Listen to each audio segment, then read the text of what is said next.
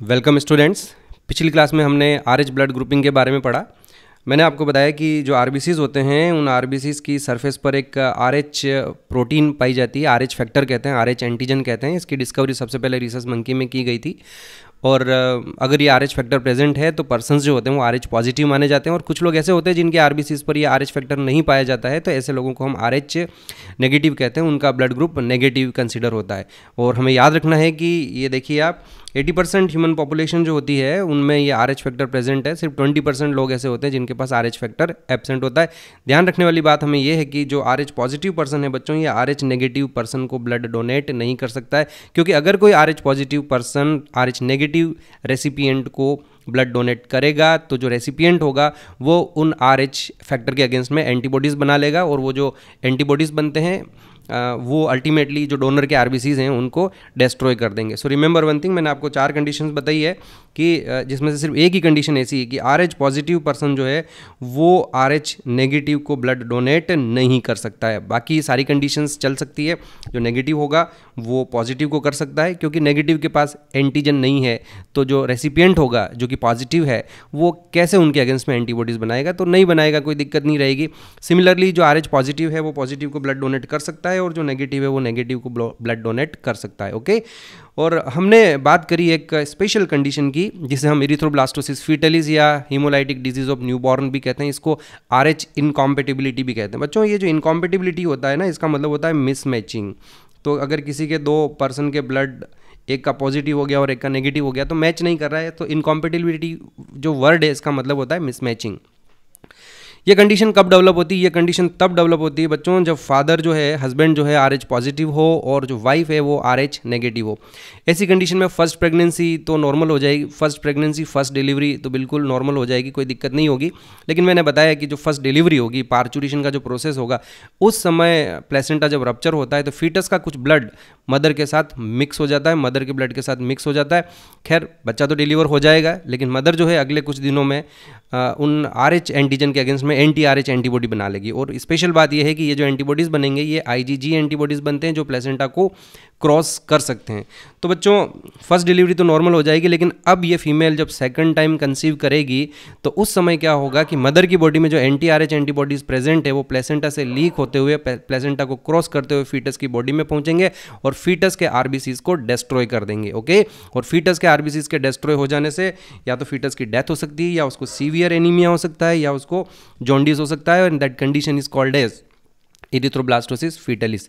तो बच्चों मेरा आप लोगों को सजेशन है, मेरी ये आपको एक फ्री में एडवाइस है कि जब भी शादी करें तो शादी करते समय कुंडली तो मिलाएं ज़रूर, लेकिन कुंडली मिलाने के साथ साथ पॉसिबल हो तो ब्लड ग्रुप भी मैच करा लें पहले।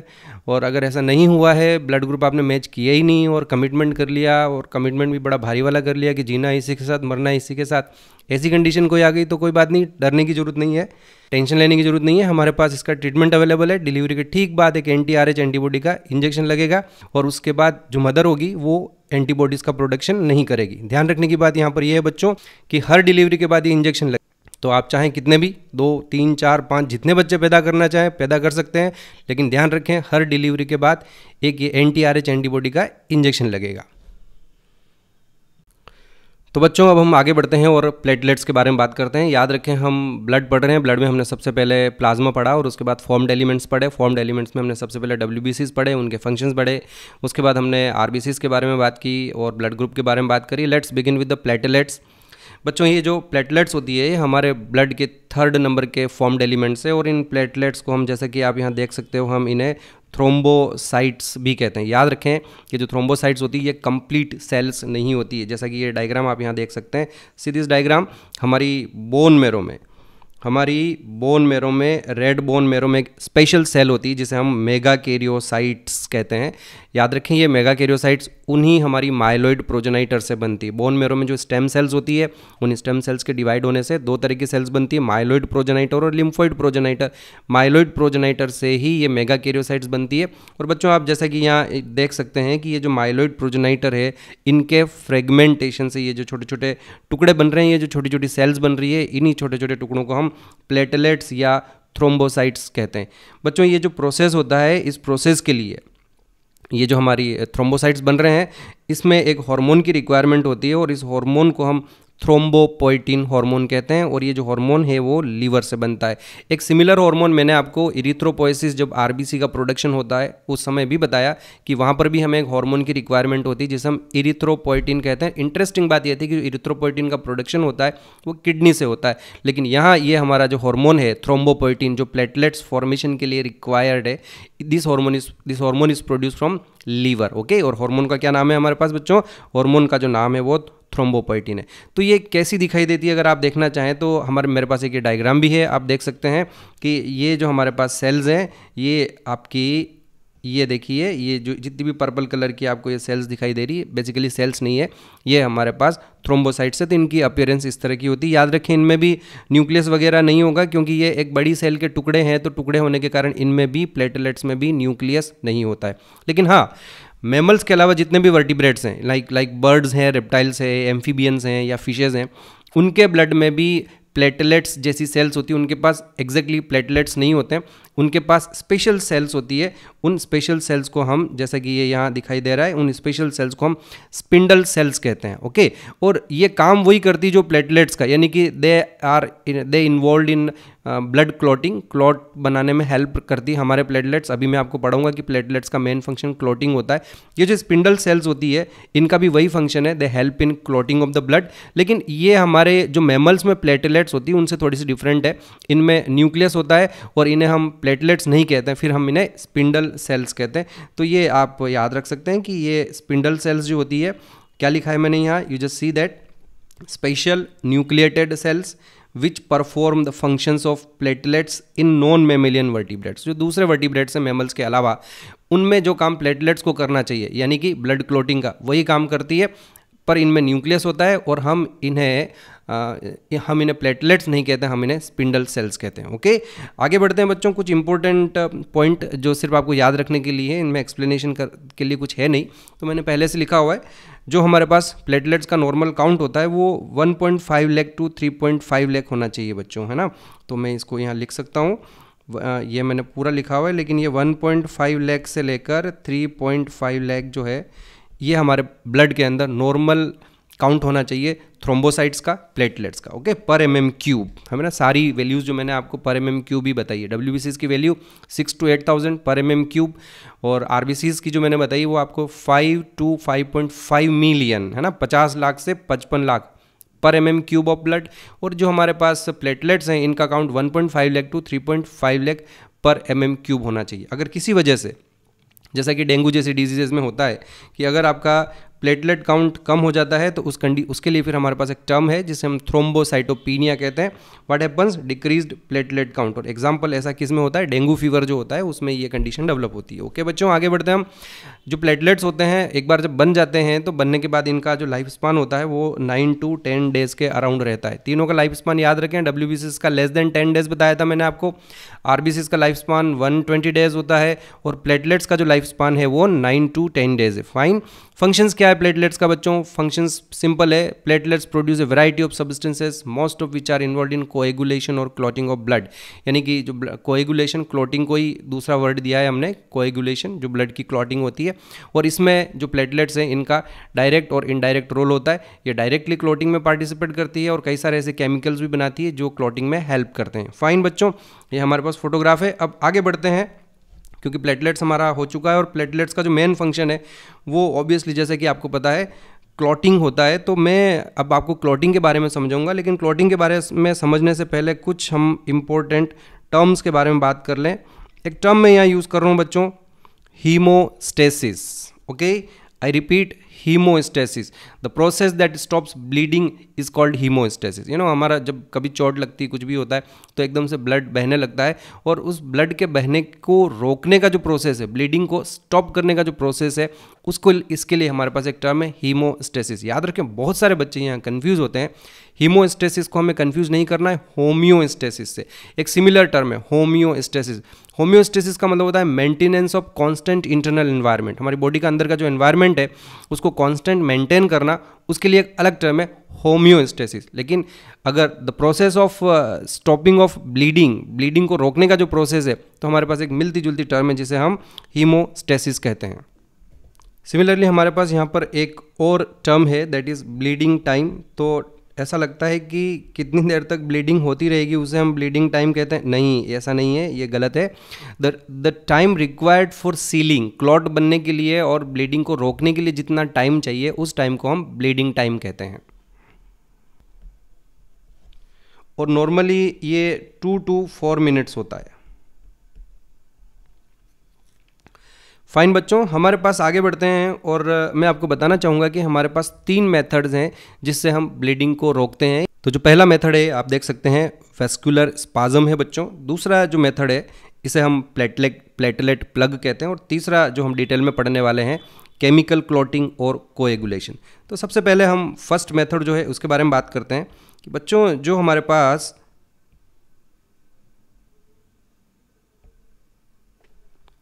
सबसे पहले हम फर्स्ट मेथड के बारे में बात करते हैं। बच्चों जो हमारे पास कहीं किसी भी एरिया में अगर इंजरी होती है, चोट लगती है, तो जो इंजरी वाला एरिया है वहाँ पर जो हमारी प्लेटलेट्स हैं वो सीरोटोनिन का प्रोडक्शन करती है।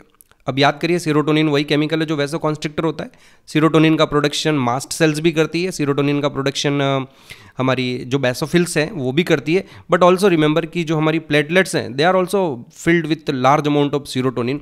तो जो प्लेटलेट्स होगी, जहाँ कहीं पर भी इंजरी हुई है, they will release large quantity of serotonin. और जैसा कि हम जानते हैं कि ये जो सीरोटोनिन होता है, it cause vasoconstriction, is cause vasoconstriction. और उस वैसोकॉन्स्ट्रिक्शन से जो भी एरिया है वहाँ पर ब्लड वेसल कॉन्ट्रैक्ट होने लग जाएंगे, उनका डायमीटर कम हो जाएगा और उस एरिया में ब्लड फ्लो रिड्यूस हो जाएगा। और जैसे ही उस एरिया में ब्लड फ्लो रिड्यूस होगा तो समहाउ हमारा जो ब्लीडिंग का प्रोसेस है, जो हीमोरेज हो रहा है ना, एक ब्लीडिंग के लिए हमने एक और टर्म यूज़ की है हीमोरेज, तो वो जो ब्लीडिंग होगी वो कम हो जाएगी।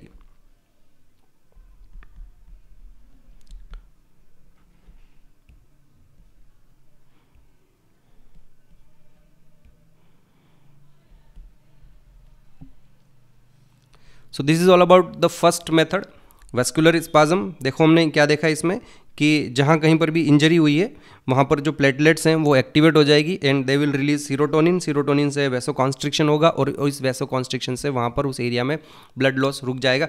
बच्चों हमें ये याद रखना है कि ये जो मेथड है हमारा vascular spasm, it is applicable only for large blood vessels.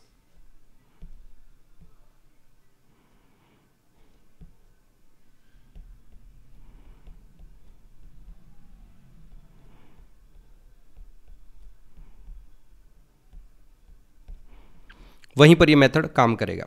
दूसरा हमारे पास जो मेथड है बच्चों, इसे हम प्लेटलेट प्लग कहते हैं। बड़ा इंटरेस्टिंग है ये। बेसिकली एट कैपिलरी लेवल पर काम करता है, यानी कि छोटी छोटी इंजरी हुई है और डैमेज जो हुआ है किसी बड़े ब्लड वेसल को नहीं हुआ है, कैपिलरीज को हुआ है सिर्फ।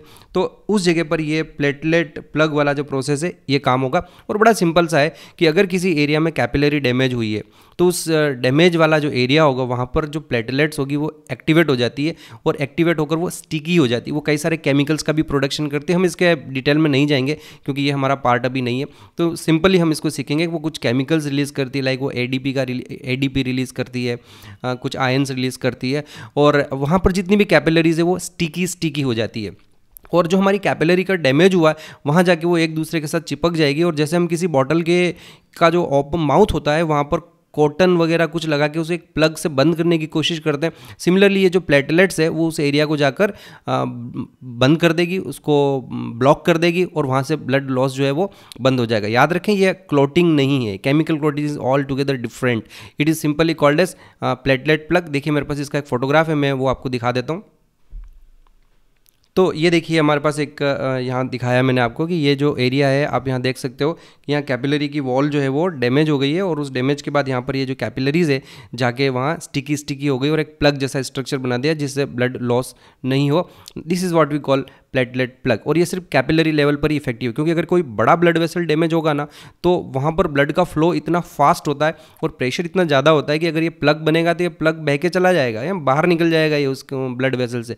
इसलिए ऐसे प्लग सिर्फ वहीं बनते हैं जहाँ जो डैमेज है वो छोटे डैमेज होते हैं और कैपिलरी लेवल पर डैमेजेस होते हैं। तो मैं इसके बारे में लिख देता हूँ बच्चों, व्हाट इज़ इट एग्जैक्टली।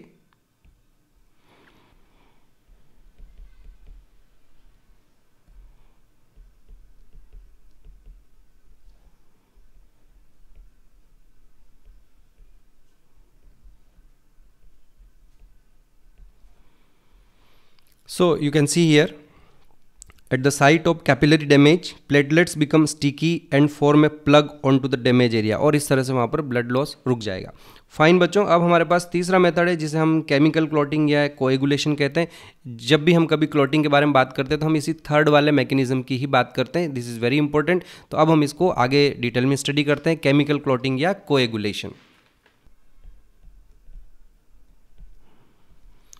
बच्चों, ये जो केमिकल क्लॉटिंग या कोएगुलेशन का मेथड है, ये जो थ्योरी में आप कई सारी थ्योरीज दी गई थी, वो कई सारी वो ट्रू नहीं थी। अल्टीमेटली एक ही थ्योरी सही निकली और उसने सारा मैकेनिज्म एक्सप्लेन किया। इसे हम एंजाइम कैस्केड थ्योरी कहते हैं। कैस्केड का मतलब होता है बच्चों सीरीज ऑफ रिएक्शन। तो जब आप देखेंगे, मैं आपको इसका मैकेनिज्म समझाऊंगा तो आपको पता चलेगा कि यहाँ एक के बाद एक रिएक्शन और एक रिएक्शन होती है, उसका जो एंड प्रोडक्ट होगा वो अगली रिएक्शन के सबस्ट्रेट को एक्टिवेट करेगा, फिर वो आगे वाले को एक्टिवेट करेगा, फिर वो और आगे वाले को एक्टिवेट करेगा। तो ऐसे सीरीज ऑफ रिएक्शन होती है, और इसलिए सीरीज ऑफ रिएक्शन के लिए हमारे पास इंग्लिश में एक वर्ड है जिसे हम कैस्केड कहते हैं।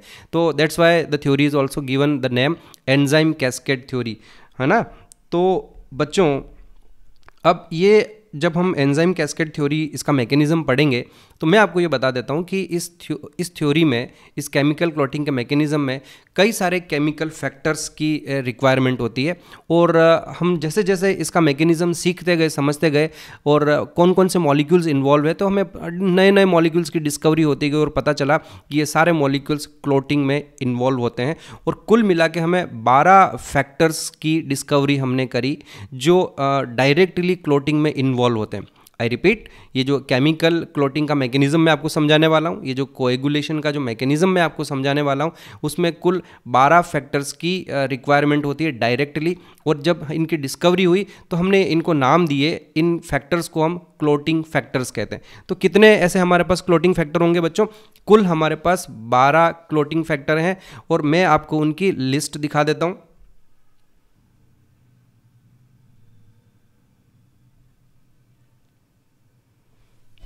तो बच्चों, ये हमारे पास एक लिस्ट है, ये सारे के सारे हमारे क्लॉटिंग फैक्टर्स है बच्चों।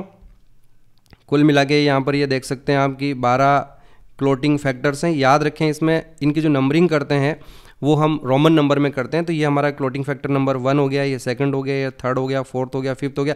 याद रखें, 6 नंबर का क्लॉटिंग फैक्टर नहीं होता है। एक्चुअली हुआ क्या था, ये जो अभी हम मैकेनिज्म पढ़ेंगे तो ये जो फैक्टर्स हैं ये वहाँ अपीयरेंस के हिसाब से नहीं है कि पहले कौन सा फैक्टर आएगा, दूसरा कौन सा। It is not like that.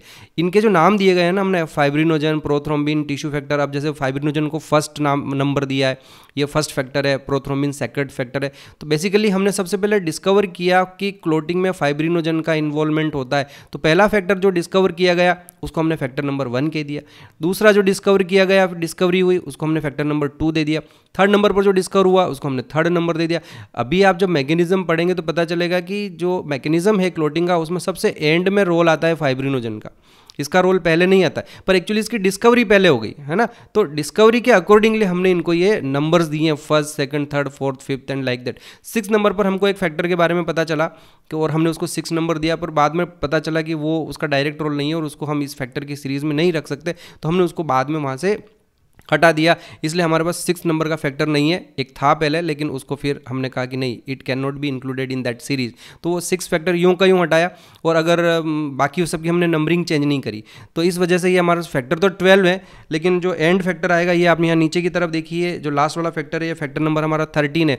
तो बेसिकली हमारे पास हैं 12 ही फैक्टर, क्योंकि बीच में एक 6 नंबर का फैक्टर मिसिंग है। ओके, तो हमारे पास ये इस तरह से first, second, third, fourth, fifth, seventh, फिर आ जाएगा 7th, 8th, 9th, 10th, 11th, 12th और 13 फैक्टर है हमारे पास, लेकिन है ये 12 ही है।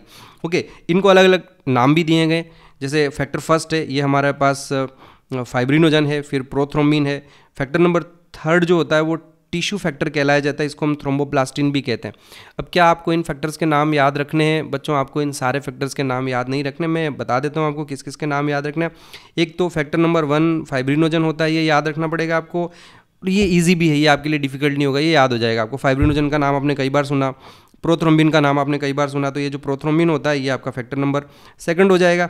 ओके, जिनको मैं डबल मार्क लगा रहा हूँ वो आपको याद रखना है। फैक्टर नंबर 3 जो है ये टिश्यू फैक्टर है, इसको थ्रोम्बोप्लास्टिन कहते हैं। और फैक्टर नंबर 4 तो और आपको याद रखना ही है, क्योंकि ये कैल्शियम है, हमारा वही नॉर्मल कैल्शियम जो हमारे ब्लड में होता है, जो हमारे खाने में होता है, जो आपकी केमिस्ट्री में काम आता है, वही कैल्शियम आयन है। तो ये भी ब्लड क्लॉटिंग में इंपॉर्टेंट रोल प्ले करता है, ये 4th नंबर का फैक्टर है। उसके बाद अगर हम बात करते हैं तो थोड़ा नीचे की ओर आ जाए और आप देखिए कि यहाँ पर हमारे पास ये एक एंटी हीमोफिलिक फैक्टर है। ये देखिए यहाँ पर मैं इसको हाईलाइट कर रहा हूँ, एंटी हीमोफिलिक फैक्टर ए है ना, ये आपका 8th नंबर का फैक्टर है। उसके बाद जो 9th नंबर का फैक्टर है उसको भी हम एंटी हीमोफिलिक फैक्टर बी कहते हैं। ओके, ये हमारे लिए इंपॉर्टेंट होता है। और एक हमारे पास एंटी हीमोफिलिक फैक्टर सी और है। ओके, तो ये हमारे पास 3 जो फैक्टर हैं इनके नाम और आपको याद रखने हैं। एक आपका 8th नंबर का हो जाएगा, एक 9th नंबर का हो जाएगा और एक आपका 11th नंबर का हो जाएगा। फाइन, याद रखें तो अच्छी बात है, और नहीं याद रखें तो चलो चांसेस कम है यहाँ से क्वेश्चन आने की। थोड़ा सा ये इसके नाम से मैं थोड़ा बता देता हूँ कि एंटी हीमोफिलिक फैक्टर क्या है। Let me explain it to you, ध्यान से सुने बच्चों। एक डिजीज़ होती है जिसे हम हीमोफीलिया कहते हैं, यहाँ ऊपर की ओर लिख रहा हूँ मैं, हीमोफीलिया। ये एक ऐसी डिजीज़ है बच्चों जिसमें इंसान के ब्लड में क्लॉटिंग नहीं होती। वो सुबह सुबह शेव कर रहा है और शेव करते करते ब्लड से कट लग गया तो पता चला कि एक डिब्बा भर के ब्लड बाहर आ गया उसका, है ना। ब्लड जो है ना लॉस होने लगता है, ब्लीडिंग होने लगती है, हीमोरेज होने लगता है और क्लॉट नहीं बनता है। तो ये एक ओबियसली डेंजरस डिजीज़ है, इसको हीमोफीलिया कहते हैं। वैसे मैं आपको बता देता हूँ कि ये जो डिजीज़ है ये आगे आपको बाद में पढ़ाया जाएगा, ये जेनेटिक डिजीज़ है। ओके, और जो हमारा एक्स क्रोमोसोम होते हैं, लड़कियों में फीमेल में 2 एक्स क्रोमोसोम होते हैं, लड़कों में 1 एक्स क्रोमोसोम होता है। उस एक्स क्रोमोसोम पर हीमोफीलिया के जीन्स वहाँ होते हैं। और एग्जैक्टली हीमोफीलिया में होता क्या है कि क्यों ब्लड क्लॉट नहीं होता है, तो उसका रीज़न बिल्कुल क्लियर है बच्चों कि एक तो ये आपका फैक्टर नंबर 8th नहीं होता है उनमें, किसी किसी में 8th नहीं होता है, किसी किसी में ये 9th नंबर का फैक्टर नहीं होता है, और किसी किसी में ये जो 11th नंबर का फैक्टर है ये एब्सेंट होता है। तो इन फैक्टर्स के एब्सेंट होने की वजह से हीमोफीलिया हो जाता है, यानी कि फिर उनका ब्लड क्लॉट नहीं हो पाता है। और अगर ये फैक्टर होंगे तो फिर हीमोफीलिया नहीं होगा उनको। तो ये हीमोफीलिया के एंटी फैक्टर है, मतलब इनके होने से हीमोफीलिया नहीं होता है, and that is why these are given the name anti haemophilic factor. Okay, तो ठीक है, ये फैक्टर आपको याद हो जाए तो अच्छी बात, नहीं याद हो तो भी मैं आपको ज़्यादा जोर नहीं दूंगा, ये नहीं पूछे जाते हैं most many of the time. बस ये फर्स्ट के 3 तो एटलीस्ट आप याद रखें। फाइब्रिनोजन पूछा जाता है, प्रोथ्रोम्बिन, टिश्यू फैक्टर जो थ्रोम्बोप्लास्टिन है ये नाम याद रखना है, और कैल्शियम आयन जो 4th नंबर का फैक्टर है ये तो आप एटलीस्ट याद रखें, और बाकी इस डिजीज़ को याद कर लें। हीमोफीलिया क्या होता है?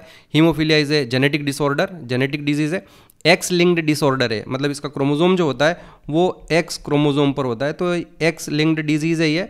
और इसमें होता क्या है? इसमें होता ये है बच्चों की क्लॉटिंग नहीं होती, ब्लड क्लॉट नहीं होता है, छोटा सा भी कट लगेगा तो सीवियर ब्लीडिंग होने लगती है, और इसलिए ये डिजीज़ जो है वो डेंजरस है। Okay, so here is the list. हमारे पास टोटल 12 फैक्टर हैं, ये सारे फैक्टर्स क्लॉटिंग में समहाउ कहीं ना कोई रोल प्ले करते हैं बच्चों। एक इसका नाम देख लें, नीचे ही नीचे जो 13th नंबर का हमें फैक्टर दे रखा है इसको हम फाइब्रिन स्टेबिलाइजिंग फैक्टर कहते हैं, ये नाम भी अच्छा सा है। एक देख लें 12th नंबर पे हैगमैन फैक्टर है, इसको ग्लास फैक्टर भी कहते हैं। बेसिकली ग्लास फैक्टर इसलिए कहते हैं कि जब हम कभी नहीं, ब्लड की एक टेंडेंसी होती है बच्चों, ब्लड हमारी कैपिलरीज में फ्लो करता है, ब्लड हमारी आर्टरीज में फ्लो करता है, वेन में फ्लो करता है, हार्ट के अंदर फ्लो करता है। इंटरेस्टिंग बात यह है कि ये जितने भी हार्ट की अंदर की सरफेस, आर्टरीज, वेन की जो अंदर की सरफेस है, याद करिए एक सिंपल स्क्वेमस एपिथेलियम होती, एंडोथीलियम है ना, उसके कांटेक्ट में रहता है ब्लड हमेशा, चाहे वो कहीं पर भी फ्लो हो रहा है, कैपिलरीज में फ्लो हो रहा है, आर्टरीज में फ्लो हो रहा है, वेन में फ्लो हो रहा है, हार्ट के अंदर की जो सरफेस होती है वहाँ पर भी एंडोथीलियल लाइनिंग होती है सिंपल स्क्वेमस एपिथेलियम की। और ये जो सिंपल स्क्वेमस एपिथेलियम की जो लाइनिंग होती है ना बच्चों, ये बड़ी ही स्मूथ सरफेस होती है, एकदम स्मूथ चिकनी सरफेस होती है, और ब्लड जब इस स्मूथ सरफेस के कांटेक्ट में रहता है तो अननेसेसरी क्लॉट नहीं होता है। क्लॉटिंग कब होती है? जब भी कभी ब्लड जो है रफ सरफेस की कांटेक्ट में आता है, यानी अगर आपकी कैपिलरी डैमेज हो गई तो कैपिलरी जैसे ही डैमेज होगी, आर्टरी या वेन डैमेज होगी तो डैमेज एरिया में फिर सरफेस स्मूथ नहीं रहेगी, और हमारे ब्लड की ये टेंडेंसी है कि वो हवा के कांटेक्ट में आने पर या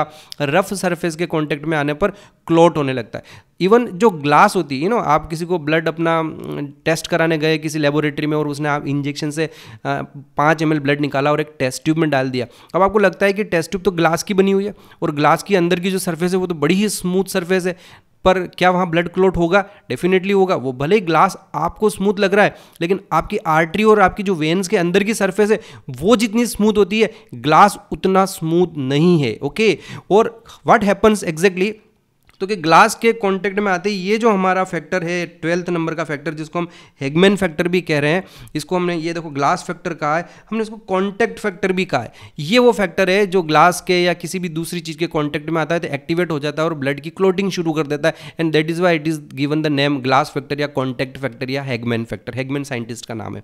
okay, then there are different factors, अलग अलग इनके नाम दे रखे हैं। प्लाज्मा, थ्रोम्बोप्लास्टिन, एंटीसीडेंट, ये हमारा 11 नंबर का फैक्टर है। एक स्टुअर्ट फैक्टर भी है, प्रॉवर फैक्टर भी कहते हैं इसको, थ्रोम्बोकाइनेस भी कहते हैं। बड़ा इंपॉर्टेंट है, ये 10वें नंबर का है, इसके बारे में आगे आएगा तो मैं आपको बताऊंगा। ओके बच्चों, तो this is the list of factors. अब हम बात करते हैं बच्चों एक और आगे मैकेनिज्म समझने से पहले मैं आपको बता देता हूं कि जो विटामिन के होता है, ये बड़ा इंपॉर्टेंट क्वेश्चन है, याद रखने वाला पॉइंट है। जो विटामिन के होता है, विटामिन के का साइंटिफिक नेम क्या है? साइंटिफिक का मतलब केमिकल नेम क्या है? उसका केमिकल नेम है बच्चों फिलोक्विनोन। एंड इसलिए बोल रहा हूँ कि विटामिन के भी दो होते हैं, K1 और K2। तो ये जो हुआ फिलोक्विनोन, ये हमारा विटामिन K1 होता है, और एक और है बच्चों मेनाक्विनोन। मेनाक्विनोन ये हमारा विटामिन K2 है। ओके, तो ये जो दोनों में से अब एक, दोनों के फंक्शंस सेम होते हैं, फंक्शंस अलग अलग नहीं है। ये जो विटामिन के होता है बच्चों, मैंने ऊपर जो आपको एक 12 फैक्टर की लिस्ट बना के दी है, उनमें से आपका factor number 2, factor number 7, factor number 9 और फैक्टर नंबर 10, ये जो 4 फैक्टर हैं, इनके सिंथेसिस के लिए विटामिन के की रिक्वायरमेंट होती है। Very interesting. देखो मैंने आपको ये बताया कि मैं आपको एक साथ विटामिन नहीं पढ़ूंगा, जिस विटामिन की जहाँ रिक्वायरमेंट होगी वहाँ मैं आपको पढ़ाते हुए चलूंगा। जैसे कि मैंने पिछले लेक्चर में आपको विटामिन B12 के बारे में पूरा समझा दिया, साइनोकोबालेमिन कहते हैं उसको, है ना, and it is required for the maturation of RBC, उसका मेन फंक्शन है। और किसी को अगर विटामिन B12 की डेफिशिएंसी हो जाती है तो उसको डेफिनेटली एनीमिया होने वाला है। कौन सा वाला? मेगालोब्लास्टिक एनीमिया, है ना। सिमिलरली मैं आपको जहाँ जिस विटामिन का रोल आएगा वो मैं समझाते हो जाऊंगा और आपको वैसे ही याद रखना पड़ेगा। तो आज हमारे पास अब टाइम आ गया बच्चों विटामिन के का। विटामिन के का साइंटिफिक नेम, केमिकल नेम जो है वो फिलोक्विनोन है, इसको हम मेनाक्विनोन भी कहते हैं। और यहाँ ये याद रखने की बात है कि ये जो फिलोक्विनोन या विटामिन के है, it is required for the synthesis of these 4 factors, 2nd number का, 7th नंबर का, 9th नंबर का और 10th नंबर का जो फैक्टर है, इनके सिंथेसिस के लिए विटामिन के की रिक्वायरमेंट होती है। अगर किसी इंसान को विटामिन के की डेफिशिएंसी हो जाएगी तो ये 4 फैक्टर नहीं बनेंगे, और ये 4 फैक्टर नहीं बनेंगे तो फिर उसके बॉडी में क्लोटिंग का जो प्रोसेस है वो प्रॉपरली नहीं हो पाएगा, और उसको अननेसेसरी जो है हीमोरेज होने लगेंगे, उसको हर कहीं से ब्लीड, छोटी मोटी चोट लगने पर भी उसको ब्लीडिंग होने लगेगी और बहुत ज़्यादा ब्लीडिंग हो जाएगी, क्लोट प्रॉपरली नहीं बन पाएगा। तो इसलिए हम इसको जो है विटामिन के हमारे लिए इंपॉर्टेंट है। What is the function of vitamin के? तो हम याद रखेंगे इट हेल्प इन क्लोटिंग। अब how it helps in clotting, तो ये आपको याद रखना है कि विटामिन के जो है 4 फैक्टर्स की सिंथेसिस के लिए रिक्वायर्ड, डायरेक्ट उसका क्लोटिंग में कोई रोल नहीं है। विटामिन के इन 4 फैक्टर्स की सिंथेसिस कराता है, और इन 4 फैक्टर की सिंथेसिस हो जाएगी तो क्लोटिंग का जो प्रोसेस होगा वो नॉर्मल कंटिन्यू करेगा। सो लेट मी राइट इट।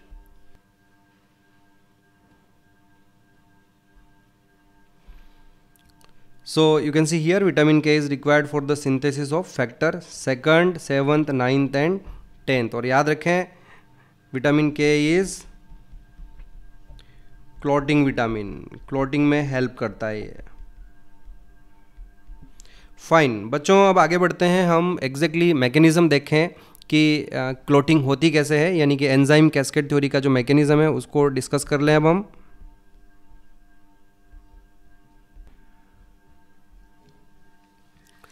देखो बच्चों, ये क्लॉटिंग का जो प्रोसेस है बड़ा ही कॉम्प्लिकेटेड है और हमें इसकी बहुत ज़्यादा डिटेल में जाने की ज़रूरत नहीं है। मैं आपको इसे थोड़ा सा ब्रीफली पढ़ाऊंगा और आपको भी इसे ब्रीफली ही याद रखना है।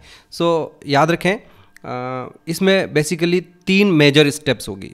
जो एंजाइम कैस्केड थ्योरी होगी उसमें हमारे पास 1st, 2nd और 3rd 3 मेजर स्टेप्स होगी। सबसे पहले मैं बात करता हूँ 1st स्टेप क्या है। तो बड़ा ही सिंपल है, देखो आप, है मेथड ईजी है पर बहुत ज़्यादा डिटेल में है, डिटेल में हम जाएंगे नहीं, तो हम इसको शॉर्ट में करके इसको डिस्कस करेंगे। कि मान लीजिए बच्चों किसी जगह पर टिश्यू इंजरी हुई, तो this is the first part. Definitely tissue injury होगी और मे बी पॉसिबल कि वहाँ पर कैपिलरी डैमेज भी हो जाए। तो हम 2 चीज़ें ले रहे हैं कि एक तो हमारे पास टिश्यू इंजर्ड हुआ है वहाँ, और एक वहाँ पर कैपिलरी डैमेज भी हुआ है। और अगर कैपिलरी डैमेज हुआ है तो मान के चलिए कि वहाँ पर फिर प्लेटलेट को भी डैमेज होगा। तो ये 2 पार्ट हो गए हमारे पास। पहला पार्ट हो गया टिश्यू इंजरी और दूसरा पार्ट हो गया हमारे पास कैपिलरी डैमेज या प्लेटलेट डैमेज। वेल बच्चों सुनिए आप, जब टिश्यू इंजरी होगी तो टिश्यू इंजरी के बाद वहाँ जो हमारे पास जो भी डैमेज्ड टिश्यू होगा, उस डैमेज्ड टिश्यू से कुछ केमिकल्स रिलीज होंगे जिन्हें हम टिश्यू थ्रोम्बोप्लास्टिन नाम देते हैं, टिश्यू थ्रोम्बोप्लास्टिन। और याद करें, अगर आप पीछे की ओर जाएं तो ये जो टिश्यू थ्रोम्बोप्लास्टिन है ये हमारे 3rd नंबर का फैक्टर है ना। ये अगर मैं रोमन में यहाँ कोई नंबर लिखता हूँ, इसका मतलब मैं लिस्ट में ऊपर हमारे पास जो लिस्ट है, देखिए ये 3rd नंबर पर हमारे पास टिश्यू फैक्टर है, टिश्यू थ्रोम्बोप्लास्टिन। Okay fine. तो कैसे बना, फिर से रिपीट करते हैं हम। टिश्यू इंजरी हुई, टिश्यू इंजरी में जो डैमेज टिश्यू होगा उससे एक टिश्यू थ्रोम्बोप्लास्टिन फैक्टर रिलीज होता है। सिमिलरली जो हमारी कैपिलरी डैमेज हुई है बच्चों, वहाँ पर जो प्लेटलेट डैमेज हुए हैं उन प्लेटलेट से भी एक फैक्टर रिलीज होता है जिसे हम सिंपली प्लेटलेट फैक्टर कहते हैं। और याद रखने की बात यह है कि ये जो प्लेटलेट फैक्टर है ये हमारी उन 12 फैक्टर की लिस्ट में नहीं है, तो इसलिए मैं यहाँ इसको कोई नाम नहीं दे रहा हूँ। तो हमारे पास 2 तरह के फैक्टर हो गए, एक ये हमारे पास 3rd नंबर का टिश्यू थ्रोम्बोप्लास्टिन और एक हमारे पास ये प्लेटलेट फैक्टर। दोनों फैक्टर आपस में एक दूसरे के साथ रिएक्शन करेंगे। और याद रखें बच्चों कि इसी समय, मैं थोड़ा ब्रीफ में कर रहा हूँ, इसी समय हमारे जो बाकी के फैक्टर हैं वो भी एक्टिवेट हो जाएंगे। लाइक एक्टिवेटेड फैक्टर जितने भी और भी हैं, लाइक आपका 5th नंबर का फैक्टर, 7th नंबर का फैक्टर, 6 तो है नहीं आपके पास, तो 5th, 7th, 8th, 9th, 10th, 11th और 12th, ये सारे फैक्टर जो हैं ये भी उसी समय इस पहली स्टेप में ही एक्टिवेट हो जाएंगे। और यहीं पर हमारे कैल्शियम का भी इम्पोर्टेंट रोल होगा, जो कि हमारा फैक्टर नंबर 4th है। तो बच्चों ये जो हमारे पास इतनी रिएक्शन हुई है, एक बार इसको रिपीट करता हूँ आगे बढ़ने से पहले। बड़ा सिंपल सा प्रोसेस है। अब तक क्या हुआ है कि टिश्यू इंजरी हुई और जो डैमेज्ड टिश्यू है वहाँ से एक फैक्टर रिलीज हुआ है जिसे हमने नाम दिया है टिश्यू थ्रोम्बोप्लास्टिन, ये हमारा फैक्टर नंबर 3 है। सिमिलरली अगर कैपिलरी डैमेज हुई है और प्लेटलेट्स डैमेज हुए हैं तो वहाँ से भी एक फैक्टर बनेगा जिसे हम प्लेटलेट फैक्टर कहते हैं। इधर से ये आपका प्लेटलेट फैक्टर और इधर से ये आपका टिश्यू थ्रोम्बोप्लास्टिन, ये सब आपस में इंटरेक्ट करेंगे। यहीं पर हमारे factor number 5th, 7th, 8th, 9th, 10th, 11th और 12th भी एक्टिवेट हो जाएंगे। और कैल्शियम जो कि ऑलरेडी आपकी प्लाज्मा में प्रेजेंट है उसका भी यहाँ इंपॉर्टेंट रोल होगा। और इन सब के आपस में इंटरेक्शन से, है ना, ब्रीफ में कर रहा हूँ, हमको ज़्यादा जाना ही नहीं डिटेल में, तो सिंपल सा बता रहा हूँ कि आप तो इतना बोल सकते हो कि इन सब के आपस में इंटरेक्शन से हमारा एक कंपाउंड बनता है और उस कंपाउंड को हम नाम देंगे, एक कॉम्प्लेक्स एंजाइम बनता है, रादर मुझे ऐसा कहना चाहिए, एक कॉम्प्लेक्स एंजाइम बनता है। उस कॉम्प्लेक्स एंजाइम को हम थ्रोम्बोकाइनेज कहते हैं। ओके, इस थ्रोम्बोकाइनेज भी कहते हैं, इसको प्रोथ्रोम्बिनेज भी कहते हैं और प्रोथ्रोम्बिनेज भी कहते हैं। और प्रोथ्रोम्बिनेज के अलावा इसे हम प्रोथ्रोम्बिन एक्टिवेटर भी कहते हैं, प्रोथ्रोम्बिन एक्टिवेटर भी कहते हैं। तो ये हमारा पहला पार्ट कंप्लीट हुआ बच्चों। जैसा कि मैंने आपको समझाया कि जो एंटायर ब्लड क्लॉटिंग का मैकेनिज्म है ये 3 पार्ट में कंप्लीट होगा। तो यहाँ से लेकर यहाँ तक कि ये हमारी पहली स्टेप कंप्लीट होती है। And what is the first step? आप सिंपल सा कहेंगे first step is basically formation of thrombokinase. कैसा बना थ्रोम्बोकाइनेज? तो ये आपने देख लिया, यहाँ पर हमारी पूरी कहानी है, ये थ्रोम्बोकाइनेज कैसा बना। अगर आपको ये नहीं भी याद रहे तो आप तो सिंपली इतना याद रखें कि पहली स्टेप में हुआ क्या है। पहली स्टेप में ये हमारे factor number 5th, 7th, 8th, 9th, 10th, 11th, 12th का रोल तो यहाँ है ही है। इसके अलावा फैक्टर नंबर 4th का और फैक्टर नंबर 3rd का भी रोल है। तो 3rd हो गया हमारे पास, 4th हो गया, 5th हो गया, 6th होता ही नहीं है। 7th, 8th, 9th, 10th, 11th और 12th, है ना। तो अब इसमें बचे कौन सा? पहला फैक्टर बचा, दूसरा फैक्टर बचा और 13th नंबर का जो फैक्टर है वो बचा। बाकी सारे फैक्टर आपके पहली स्टेप में आपस में एक दूसरे के साथ इंटरेक्शन कर कुरा के एक कंपाउंड बन गया है, एक कॉम्प्लेक्स एंजाइम बन गया। और उस कॉम्प्लेक्स एंजाइम का नाम है बच्चों प्रोथ्रोम्बिनेज कहते हैं इसको। सॉरी, ये मैंने यहाँ गलत लिख दिया, इसको मैं सही कर देता हूँ। इसे हम प्रोथ्रोम्बिनेज कहेंगे, प्रोथ्रोम्बिनेज, या हम इसे थ्रोम्बोकाइनेज कहेंगे, या हम इसे प्रोथ्रोम्बिन एक्टिवेटर कहेंगे। तो ये एक ही कंपाउंड है जिसके अलग अलग नाम है, 3 नाम हमने इसको दिए। This is our first step is completed. अब सेकंड और थर्ड स्टेप बड़ी सिंपल है हमारी। जैसे ही हमारा ये थ्रोम्बोकाइनेज बनता है, प्रोथ्रोम्बिनेज बनता है या प्रोथ्रोम्बिन एक्टिवेटर बनता है, ये क्या करेगा बच्चों? ये हमारे प्लाज्मा में एक प्रोटीन होती है जिसे हम प्रोथ्रोम्बिन कहते हैं, नाम है उसका प्रोथ्रोम्बिन। तो अब बच्चों ये आपका बेसिकली प्रोथ्रोम्बिन और कुछ भी नहीं है, ये आपका सेकंड नंबर का फैक्टर है ना। ये अभी इनएक्टिव पड़ा हुआ है प्लाज्मा में, और ये जो हमारा कंपाउंड बना है थ्रोम्बोकाइनेज, ये जो प्रोथ्रोम्बिनेज बना है, देखो इसका क्या नाम है, प्रोथ्रोम्बिन एक्टिवेटर भी नाम दिया है हमने। तो ये क्या करेगा, इस प्रोथ्रोम्बिन को एक्टिवेट कर देगा और जो कंपाउंड बनेगा वो थ्रोम्बिन बन जाएगा, यानी कि प्रोथ्रोम्बिन को थ्रोम्बिन में कन्वर्ट कर दिया गया, और ये इसकी एक्टिव फॉर्म है। ओके, किसने किया ये काम? ये काम किया बच्चों हमारे इस थ्रोम्बोकाइनेज एंजाइम ने, है ना, इस कॉम्प्लेक्स ने। क्या नाम है इसका? प्रोथ्रोम्बिनेज या प्रोथ्रोम्बिन एक्टिवेटर। इसका क्या नाम, इसका क्या काम है? तो काम बड़ा सिंपल है इसका, प्रोथ्रोम्बिन को कन्वर्ट करना थ्रोम्बिन में, और इसीलिए हमने इसको नाम दिया है प्रोथ्रोम्बिन एक्टिवेटर। याद रखें, पहली स्टेप में हमारे पास, अगर आपको याद हो तो यहाँ देखिए कैल्शियम का इंपॉर्टेंट रोल था। कैल्शियम हर जगह पर इंपॉर्टेंट रोल प्ले करेगा, और ये हो गई हमारी सेकंड स्टेप। ओके, तो ये हो गई हमारी सेकंड स्टेप। मैंने कहा ना 3 स्टेप में हमारी क्लोटिंग होगी। पहली स्टेप में क्या हुआ है? पहली स्टेप में थ्रोम्बोकाइनेज बन चुका है हमारा, और अब सेकंड स्टेप क्या है? सेकंड स्टेप बड़ी सिंपल है, जो थ्रोम्बोकाइनेज पहली स्टेप में बना है वो आपके प्रोथ्रोम्बिन को थ्रोम्बिन में कन्वर्ट करेगा। ये हमारी सेकंड स्टेप है, और इस सेकंड स्टेप में भी कैल्शियम का इंपॉर्टेंट रोल रहेगा। और कैल्शियम हमारा क्या है बच्चों? कैल्शियम हमारा फैक्टर नंबर 4 है। तो कैल्शियम जो है फर्स्ट स्टेप में भी इंपॉर्टेंट रोल प्ले कर रहा है, देखिए यहाँ पर, और ये हमारी सेकंड स्टेप में भी इंपॉर्टेंट रोल प्ले कर रहा है। फाइन बच्चों, 2 स्टेप हो गई। अब क्या होगा? अब ये होगा कि हमारे उस प्लाज्मा में, हमारे उस ब्लड में एक और प्रोटीन है जिसका नाम है फाइब्रिनोजन। ओके, ये जो फाइब्रिनोजन है ये बेसिकली सोल्यूबल प्रोटीन होती है, फाइब्रिनोजन, और ये हमारा फैक्टर नंबर 1 है बच्चों, और ये सोल्यूबल नेचर की होती है, यानी प्लाज्मा में डिसॉल्व्ड स्टेट में मिलती है फाइब्रिनोजन। लेकिन ये जो हमारा थ्रोम्बिन बना है ना बच्चों, ये थ्रोम्बिन क्या करेगा, जो प्रोथ्रोम्बिन से भी थ्रोम्बिन बना है, ये थ्रोम्बिन क्या करेगा, इस फाइब्रिनोजन को कन्वर्ट करेगा फाइब्रिन में। तो यहाँ देखिए ये हमारे पास एक प्रोटीन बन गई fibrin, fibrinogen has been converted into fibrin. अब फाइब्रिन की क्या खास बात है बच्चों? ये जो फाइब्रिन है ये इनसॉल्यूबल होती है। ओके, ये सॉल्यूबल नहीं होती है। तो जैसे ही आपका थ्रोम्बिन बनेगा, इमीजिएटली आपका थ्रोम्बिन जो है फाइब्रिनोजन को वो फाइब्रिन में कन्वर्ट कर देगा। और जैसा कि मैंने आपको पहले ही बताया, ये हमारी थर्ड स्टेप हो जाएगी, फाइनल स्टेप। 3 स्टेप में क्लोटिंग होती है। पहली स्टेप में प्रोथ्रोम्बिनेज बना, थ्रोम्बोकाइनेज बना, वो जो थ्रोम्बोकाइनेज बनता है वो प्रोथ्रोम्बिन को थ्रोम्बिन में कन्वर्ट करता है सेकंड स्टेप में, और जो थ्रोम्बिन बना वो इस फाइब्रिनोजन को फाइब्रिन में कन्वर्ट कर देगा आपकी थर्ड स्टेप में। और याद रखें यहाँ पर भी कैल्शियम का इंपॉर्टेंट रोल रहता है, जो हमारा 4th नंबर का फैक्टर है वो यहाँ पर भी इंपॉर्टेंट रोल प्ले करेगा, और आपका ये फाइब्रिन बन गया बच्चों। तीनों स्टेप कंप्लीट हो गई। अब क्या होता है कि जैसा कि मैंने अभी आपको यहाँ बताया, ये देखिए मैंने क्या लिखा हुआ है यहाँ, ये जो फाइब्रिन होती है ये इनसॉल्यूबल है, इन द सेंस ये थ्रेड जैसी प्रोटीन होती है, फाइबर्स होते हैं इसके। तो जिस जगह पर आपका ब्लीडिंग हो रहा है, जहाँ से ब्लड बाहर निकल रहा है, विदिन 2 to 4 मिनट ये सारी रिएक्शंस हो जाएगी, और वहाँ पर फाइब्रिन प्रोटीन जो है उसके जो थ्रेड्स हैं वो एक नेटवर्क बनाएगी, एक मैश जैसा स्ट्रक्चर बनाएगी, एक जाली जैसा स्ट्रक्चर बनाएगी, और उस जाली जैसे स्ट्रक्चर में हमारे जो ब्लड के फॉर्म्ड एलिमेंट्स है, पर्टिकुलरली जो डेड और डैमेज्ड फॉर्म्ड एलिमेंट्स है, लाइक हमारे जो आरबीसीज हैं और जो हमारे प्लेटलेट्स हैं, वो सब उसमें ट्रैप हो जाएंगे और उस जाली को बिल्कुल ब्लॉक कर देंगे, और वहाँ से ब्लड लॉस होना बंद हो जाएगा, और हम कहेंगे कि वहाँ पर क्लोटिंग हो गई है, क्लॉट बन गया। तो let me show you the photograph of that clot. दिखाई कैसे देता है बच्चों? कैसा दिखाई देता है? ये इस तरह का वो क्लॉट दिखाई देता है, यू सी हियर।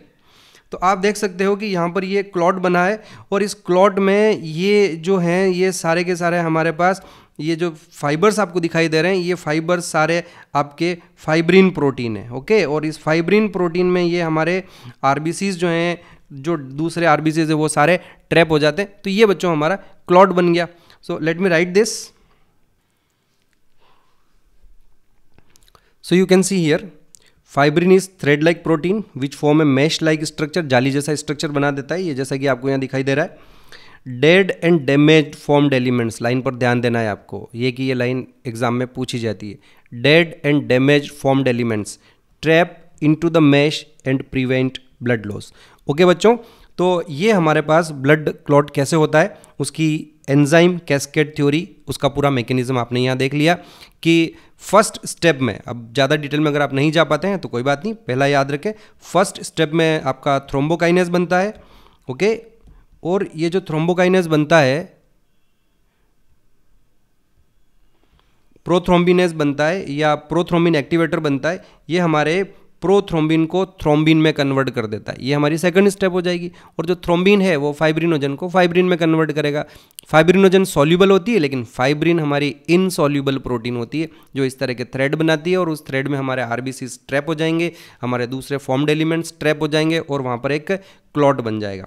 ओके बच्चों, so this is all about clotting का जो मैकेनिज्म है उसके बारे में। अब आगे एक बात को ध्यान दें बच्चों, कुछ इंपॉर्टेंट पॉइंट्स मैं आपको यहाँ बताना चाहूँगा। और पहला इंपॉर्टेंट पॉइंट ये है कि आप कैल्शियम के बारे में याद रखें। Calcium plays a very important role in clotting.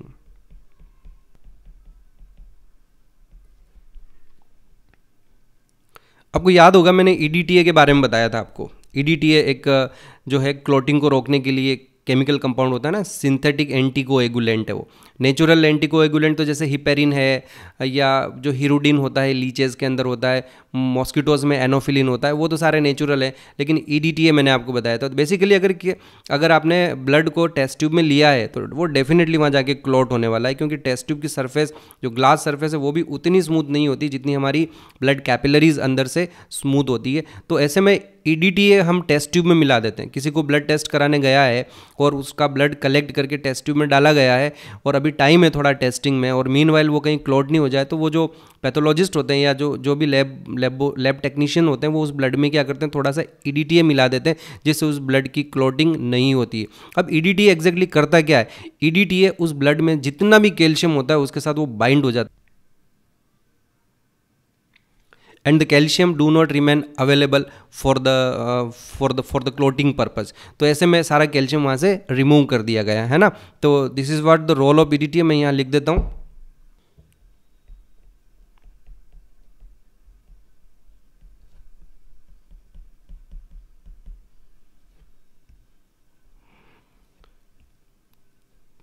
So you can see here, EDTA is a synthetic anticoagulant which bind with calcium and prevent clotting. Okay, तो एक ये आपको इंपॉर्टेंट पॉइंट। दूसरा जो बड़ा ही ज़्यादा इंपॉर्टेंट पॉइंट है बच्चों, वो इसको मैं रेड कलर से बता देता हूँ आपको। सीरम, एक नया वर्ड आपके सामने आ रहा है। What is exactly serum? Okay, तो आपने ब्लड, आपको पता है कि हमारा जो ब्लड होता है, सीरम को ध्यान से सीखना बच्चों। आपको पता है कि हमारा जो ब्लड होता है उसमें एक तो प्लाज्मा होते हैं, प्लाज्मा होता है जो उसका लिक्विड पार्ट है ना, पानी जैसा लिक्विड पार्ट जो है पूरा प्लाज्मा, 55% प्लाज्मा होता है। और दूसरा उसके अंदर फॉर्म्ड एलिमेंट्स होते हैं। आई होप कि ये आपको याद होगा। फॉर्म्ड एलिमेंट्स में क्या क्या है हमारे पास? फॉर्म्ड एलिमेंट्स में हमारे पास आरबीसीज होते हैं, फॉर्म्ड एलिमेंट्स में हमारे पास डब्ल्यूबीसीज होते हैं, और फॉर्म्ड एलिमेंट्स में हमारे पास प्लेटलेट्स होते हैं। फाइन बच्चों, तो ये तो हुआ कि एग्जैक्टली आपका ब्लड क्या होता है। तो ब्लड, एक सिंपल सी इक्वेशन बना ली मैंने, blood equals to plasma plus formed elements. Okay, अब आगे ध्यान से सुनो कि ये जो हमारा प्लाज्मा है, क्लॉटिंग के लिए जितने भी फैक्टर्स हैं हमारे, फाइब्रिनोजन, प्रोथ्रोम्बिन वगैरह, ये जितने भी फैक्टर्स होते हैं ये सारे आपके उस प्लाज्मा के अंदर होते हैं। तो अगर मैं इस प्लाज्मा में से उन क्लॉटिंग फैक्टर्स को निकाल दूं तो जो बचा हुआ पोर्शन होगा उसे हम सीरम कहते हैं। सीरम में सब कुछ होगा, बस उसमें क्लॉटिंग फैक्टर्स नहीं होंगे। यानी serum is plasma minus clotting factor. और पर्टिकुलरली कौन सा क्लॉटिंग फैक्टर? तो सबसे इंपॉर्टेंट जो है आपका, उसके अंदर फाइब्रिनोजन नहीं होना चाहिए। ओके, पर्टिकुलरली स्पेसिफिकली फाइब्रिनोजन नहीं हो। वैसे तो सीरम के लिए सिंपल सी डेफिनेशन तो यही है कि प्लाज्मा माइनस क्लॉटिंग फैक्टर्स, लेकिन पर्टिकुलरली जो इंपॉर्टेंट क्लॉटिंग फैक्टर है वो हमारा फाइब्रिनोजन है, तो वो सीरम कहलाता है। अब देखो जरा सोचिए, हम इस डायग्राम पे आ रहे हैं। आपने कभी नोटिस भी किया होगा बच्चों कि आपको कहीं चोट लगी, बड़ी सी चाकू से कट गया, या ऐसा आप गिर गए, साइकिल से गिर गए, चोट लगी, आपको काफ़ी सारा ब्लड लॉस भी हुआ। तो एग्जैक्टली क्या होता है कि 2-4 मिनट तक आपको ब्लड लॉस होता है, फिर धीरे धीरे एकदम से ब्लीडिंग बंद हो जाती है और वहाँ पे क्लॉट बन जाता है। एक पहले तो वो क्लॉट बड़ा थोड़ा सा सॉफ्ट सा होता है, बाद में वो हार्ड भी हो जाता है, ब्राउन, डार्क ब्राउन कलर का स्ट्रक्चर एक दिखाई देता है, आपको ध्यान होगा। अगर आपने नोटिस किया होगा तो 2-4-5 घंटे बाद भी आप देखें तो वहाँ से ब्लड लॉस तो नहीं होता है, लेकिन जिस जगह पर क्लॉट बनता है उसमें से एक पेल कलर का एक लिक्विड कभी कभार बाहर उसमें से निकलता है। वो तो पानी जैसा वो जो लिक्विड बाहर आ रहा है ना बच्चों, वो एक्चुअली ब्लड बाहर नहीं आ रहा है, फॉर्म्ड एलिमेंट्स नहीं आ रहे हैं, उसमें से प्लाज्मा रिस कर बाहर आ रहा है, प्लाज्मा लीक होकर बाहर आ रहा है। लेकिन याद रखना है कि वो जो प्लाज्मा है उसमें क्लोटिंग फैक्टर नहीं होंगे, क्योंकि क्लोटिंग फैक्टर तो अब ऑलरेडी वहाँ क्लॉट बन चुका है, तो उस क्लॉट में से क्लोटिंग फैक्टर बाहर आ नहीं पाएंगे। तो वो जो लिक्विड वहाँ से बाहर आ रहा है बच्चों, उस लिक्विड को हम सीरम कंसिडर करेंगे। तो ये बड़ी आपकी एक सिंपल सी डेफिनेशन है कि सीरम क्या होता है। Serum is nothing plasma minus clotting factor, है ना, प्लाज्मा। अब मैं एक सिंपल सा एक आपको एक्सपेरिमेंट करके बताता हूँ, ये छोटी सी बात है कि जैसे हमारे पास ये एक टेस्ट ट्यूब है, इस टेस्ट ट्यूब में आपने क्या किया कि थोड़ा सा ब्लड जो है वो भर दिया, ओके, 1-2 ml 2-4-5 ml आपने इसमें ब्लड ले लिया। तो एग्जैक्टली ब्लड और कुछ नहीं किया आपने, इसमें कोई एंटी कोएगुलेंट EDTA वगैरह कुछ भी आपने इसमें नहीं मिलाया। तो होगा क्या बच्चों कि थोड़ी देर बाद ये ब्लड क्लॉट हो जाएगा।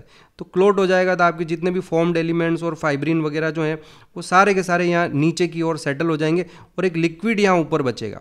तो नॉर्मल केस में तो हम इस लिक्विड को, अगर हमने इसको सेंट्रीफ्यूज किया होता, इसमें EDTA मिला दिया होता, तो क्लोटिंग नहीं होती, नीचे की तरफ आपकी सारी सेल्स इकट्ठी हो जाती और ऊपर क्या बचता, प्लाज्मा बचता। लेकिन इस केस में आपने न तो इसको सेंट्रीफ्यूज किया है, ना आपने उसमें कोई एंटीकोएगुलेंट मिलाया, तो ब्लड जो है ऑटोमेटिकली क्लोट होगा, एक जेल जैसा स्ट्रक्चर बनेगा, क्लोट सारा नीचे बैठ जाएगा और ऊपर जो बचेगा, अब इसको आप प्लाज्मा नहीं कहोगे, आप इसको सीरम कहोगे। आया समझ में आप लोगों को, क्योंकि इसमें जो क्लॉटिंग फैक्टर्स हैं वो सारे के नीचे क्लॉट में जाकर सेटल हो गए। तो ये आपको थोड़ा सा समझना है कि आप एक लेबोरेटरी के अंदर भी सीरम को ऑब्टेन कर सकते हो, करना कुछ भी नहीं करना पड़ेगा आपको।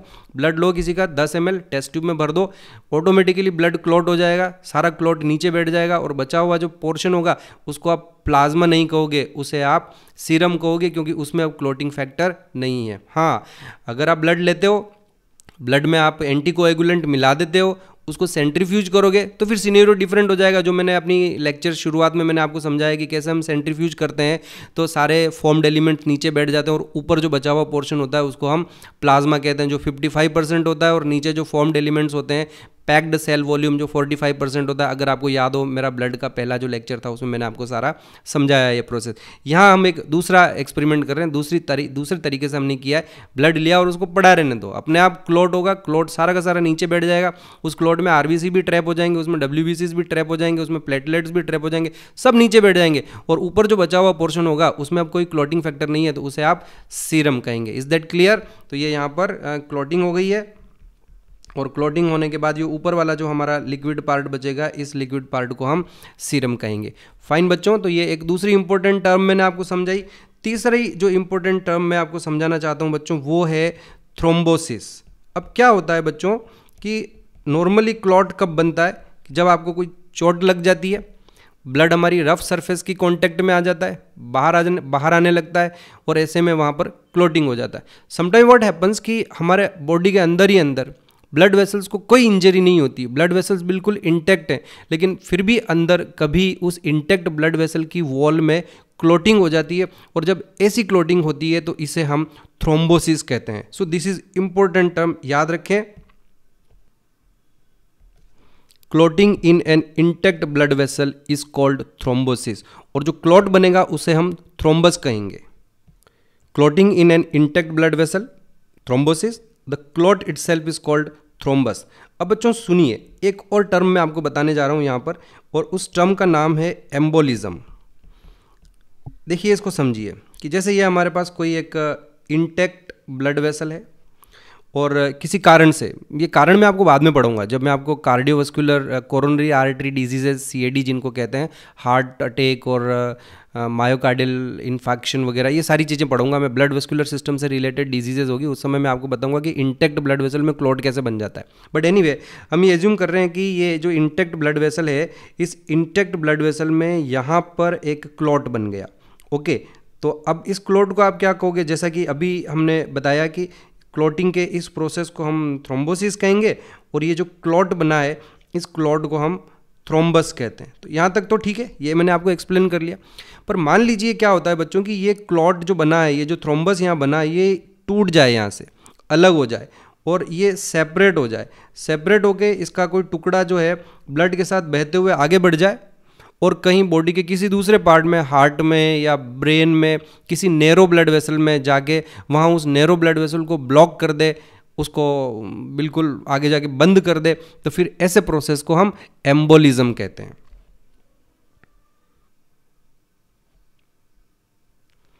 तो देखिए यहां मैंने लिखा है, if a clot or other tissue transported from elsewhere, किसी और जगह से, block the blood vessel, then this process is known as embolism. Okay, तो ये मेरे ख्याल से आपको समझ में आ गया।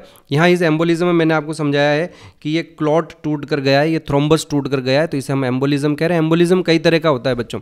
कई बार क्या होता है कि आपने देखा होगा कि ग्लूकोज की ड्रिप वगैरह चढ़ती है, और हमें ये ध्यान रखना होता है कि जब ग्लूकोज बॉटल में ख़त्म होने लगता है, लास्ट ड्रॉप जाए उससे पहले ही डॉक्टर या नर्स जो होते हैं वो उसको, उसमें एक वॉल्व लगा होता है, आपने देखा, उसको बंद कर देते हैं। अगर उसको बंद नहीं करते हैं तो क्या होता है बच्चों की, वो जो ग्लूकोज की बॉटल है उसमें से सारा, ड्रिप में से सारा ग्लूकोज अंदर चला जाता है, और ग्लूकोज जाने के बाद हो सकता है अंदर आपके ब्लड वेसल में कई बार एयर बबल्स भी चले जाते हैं। तो वो एयर बबल अगर अंदर चला गया आपके, तो आपकी कैपिलरीज और आपकी जो आर्टरीज और वेन होगी उसमें वो एयर बबल ट्रैवल करने लगेगा, और ट्रैवल करते हुए बॉडी में हो सकता है वो किसी दूसरे नैरो ब्लड वेसल को जाके आगे ब्लॉक कर दे, क्योंकि वो ब्लड वेसल आगे वहाँ निकल नहीं पाएगा। तो इस तरह की कंडीशन डेवलप हो जाती है, इसको हम एयर एम्बोलिज्म कहते हैं। और एक और मैं आपको बताऊं कि कई बार क्या होता है बच्चों की, कोई बड़ी एक्सीडेंट होता है और मेजर फ्रैक्चर हो जाता है। अब आपको याद होगा हमारी जो बोन होती है, उनकी बोन के सेंटर में एक वो बोन मेरो कैविटी होती है जिसमें येलो बोन मेरो भरा रहता है, एडिपोज टिश्यू होता है। अब होता क्या है कि बच्चों, जब बड़ा कोई ऐसा एक्सीडेंट हो जाता है, फ्रैक्चर हो जाता है, बोन टूट जाती है, तो वो जो येलो बोन मेरो है ना, वो वहाँ से बाहर निकल जाती है, और आसपास के किसी भी ब्लड वेसल के अंदर अगर वो रप्चर हुआ है ब्लड वेसल, तो वो उसमें घुस जाएगा, और फिर वो येलो बोन मेरो ट्रांसपोर्ट होते हुए आगे बॉडी के किसी दूसरी जगह पहुंच जाएगी, और किसी भी एरिया में पहुंच के वहाँ के ब्लड वेसल को ब्लॉक कर देगी। तो उसे भी फिर हम एम्बोलिज्म ही कहेंगे।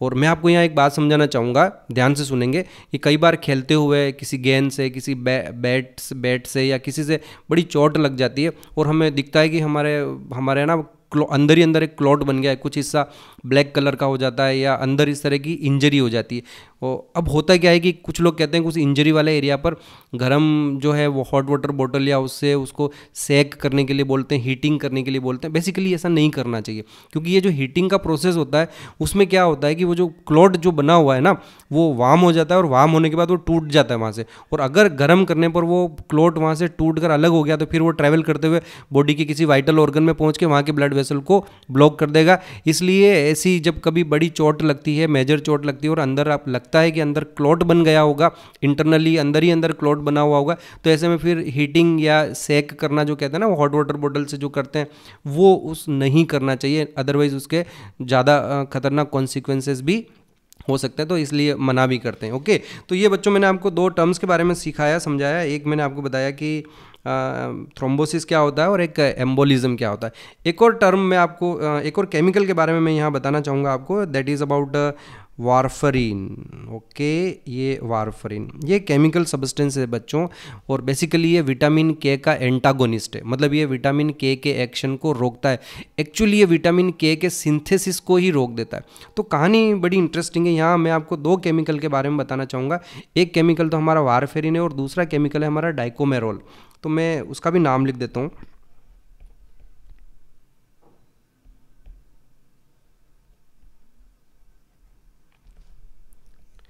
तो कहानी की शुरुआत ऐसे होती है बच्चों की, ब्रिटेन में ये देखा गया कि कई बार गायों, जो कैटल्स होते हैं, गाय भैंस वगैरह होते हैं, उनमें ऐसी डिजीज़ होती है कि उनके इंटरनली ब्लीडिंग होने लगती है, और वो ब्लीडिंग से मर जाती थी, है ना। गायों के जो सींग काटने का जो प्रोसेस होता है ना, ये भी बड़ा नॉर्मल सा प्रोसेस है। कई बार वो किसी को मारे नहीं तो ब्रिटेन वगैरह में गायों के सींग भी काट दिए जाते हैं, जिसमें हल्की फुल्की ब्लीडिंग भी होती है।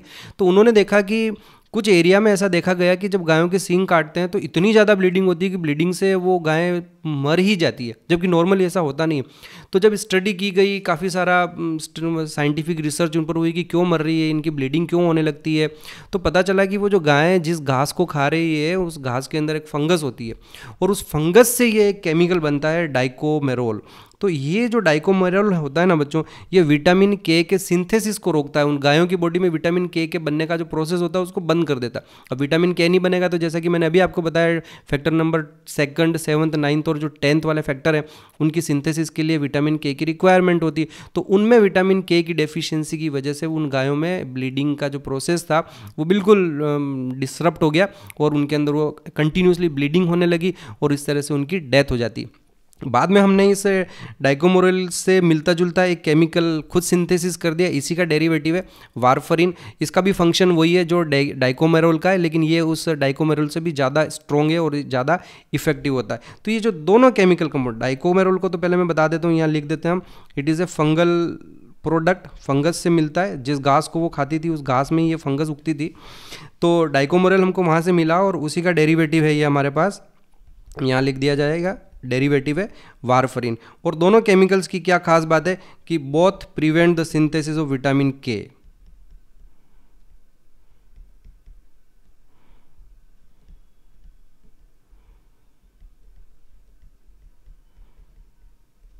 Prevent the synthesis of vitamin K, इसका मतलब विटामिन के एंटागोनिस्ट हैं। याद रखें, एक टर्म नया आ रहा है आपके लिए, बार बार बोल रहा हूँ, एंटागोनिस्ट। अगर कोई केमिकल किसी दूसरे केमिकल का ऑपोजिट फंक्शन कर रहा है, उसको रोकता है काम करने से, तो उसको एंटागोनिस्ट कहते हैं। और अगर कोई केमिकल उसी के जैसा काम कर रहा है तो फिर हम उसको एगोनिस्ट कहते हैं। तो ये वर्ड दो बार बार आएंगे आपके बायोलॉजी में, मैं आपको फ्रिक्वेंटली बताऊंगा, एंटागोनिस्ट और एगोनिस्ट। तो अब मैं यहाँ आपको अभी ये वारफरिन और डाइकोमेरोल क्यों पढ़ा रहा हूँ बच्चों, मैं ये वारफरिन और डाइकोमेरोल इसलिए पढ़ा रहा हूँ कि ये पर्टिकुलरली जो आपका वारफरिन है, ये इसकी क्लिनिकल सिग्निफिकेंस है, इसकी थ्योरेपेटिक सिग्निफिकेंस है कि जिन लोगों को हार्ट अटैक होने के चांसेस रहते हैं, जिनके ब्लड के अंदर क्लोटिंग होने की पॉसिबिलिटी ज़्यादा होती है कि कभी भी क्लोट हो सकता है, कभी भी अटैक आ सकता है, ऐसी अगर किसी की कंडीशन है तो उन लोगों को वारफरिन दिया जाता है, इसके इंजेक्शन लगाए जाते हैं ताकि उनके अंदर क्लॉट नहीं बने। ओके, आई रिपीट, क्लॉट नहीं बने, उसके लिए ये वारफरिन के इंजेक्शन दिए जाते हैं। So you can see here it is injected to prevent clotting warfarin. और इसका मिलता जुलता कंपाउंड हमारे पास एक और है जिसको हम डाइकोमेरोल कहते हैं। तो अगर आप क्वेश्चन सोल्व करेंगे वहाँ पर इन दो कंपाउंड के नाम जरूर आएंगे, तो फिर आप टेंशन लेने की जरूरत नहीं है, ये दोनों के दोनों विटामिन के एंटागोनिस्ट हैं, उसकी एक्शन को रोकते हैं। ओके बच्चों, आगे बढ़ते हैं और एक और ड्रग का नाम मैं यहाँ आपको बताना चाहूँगा, दैट इज़ एस्पिरिन। बहुत फेमस है, आपने तो इसका नाम बहुत बार सुना होगा। एस्पिरिन जो होती है, एक टेबलेट आती है, ये जो एस्पिरिन होती है ये बच्चों वैसो कॉन्स्ट्रिक्शन को इनहिबिट करती है और प्लेटलेट एग्रीगेशन को रोकती है।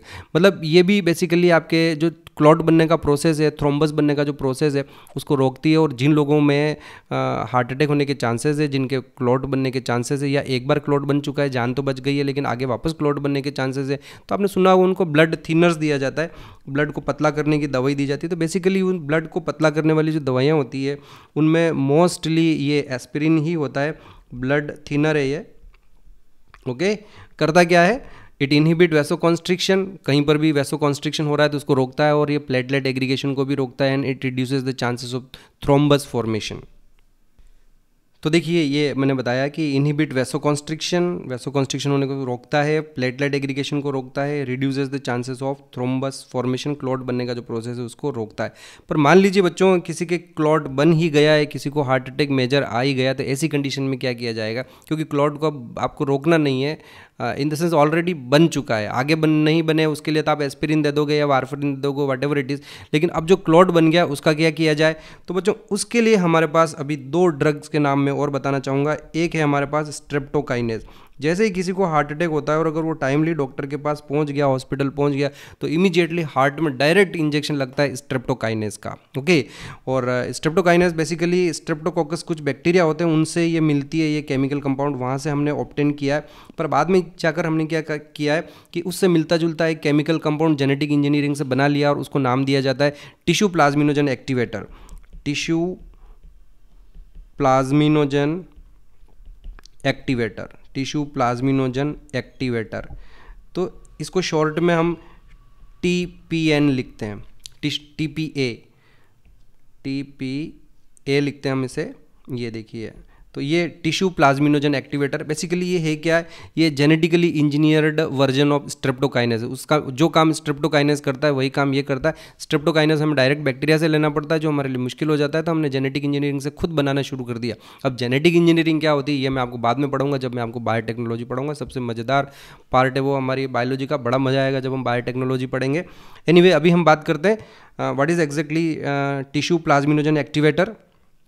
So it is a genetically engineered version of streptokinase. Fine. अब ये याद रखना है कि ये करते क्या है, these are clot dissolving agent. जो क्लॉट बन गया है उस बने हुए क्लॉट को ये डिजोल्व करते हैं, और ऐसा कोई केमिकल जो क्लॉट को डिजोल्व करता है उसके लिए हम एक वर्ड यूज करेंगे, thrombolytic agent. So both streptokinase and tissue plasminogen activator are thrombolytic agent, clot dissolving agent. Fine बच्चों, आज के लिए इतना ही। हमने प्लेटलेट्स पढ़ लिया, ब्लड क्लॉटिंग का मैकेनिज्म पढ़ लिया, और ब्लड क्लॉटिंग से रिलेटेड जो इधर उधर से क्वेश्चंस पूछे जाते हैं उन सब के बारे में हमने डिस्कस किया। आप देखिए, हमने कुछ इंपॉर्टेंट पॉइंट्स जो एंड में अभी डिस्कस किए उनको मैं एक बार ब्रीफली रिवाइज कर लेता हूँ। सबसे पहले तो हमें पता होना चाहिए सीरम क्या होता है। तो प्लाज्मा में से अगर हम क्लॉटिंग फैक्टर्स को निकाल देते हैं तो बचा हुआ जो पार्ट होगा उसको हम सीरम कहेंगे। ओके, थ्रोम्बोसिस क्या होता है, क्लॉटिंग हो जाए किसी इंटैक्ट ब्लड वेसल में तो उसे हम थ्रोम्बोसिस कहते हैं, और जो क्लॉट बनेगा उसको हम थ्रोम्बस कहेंगे।